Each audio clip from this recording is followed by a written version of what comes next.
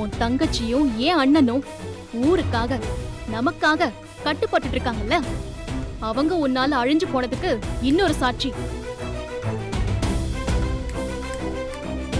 ஒன்னு தெரிஞ்சுக்கோ, நல்லது செஞ்சாதான் நல்லது நடக்கும். கெட்டதுலயும் ஒரு நல்லது இருக்குன்னு எதுவுமே கிடையாது. கெட்டது செஞ்சா அதோட பலன் கெட்டது மட்டும்தான். அத போக போக எல்லாருமே புரிஞ்சுக்கங்க. இல்ல, நான் பேசிட்டு இருக்கேன். எங்க போயிட்டு இருக்க சக்தி? ஏய் ஏய், இங்க பாரு. உன்னை விரும்பின ஒரே காரணத்துக்காக தான் நான் இவ்வளவு நேரம் பொறுமையா பேசிட்டு இருக்கேன். என்ன காண்டாக்காத. வேணாம். எப்பவும் நான் ஒரே மாதிரி இருக்க மாட்டேன், சொல்லிட்டேன்.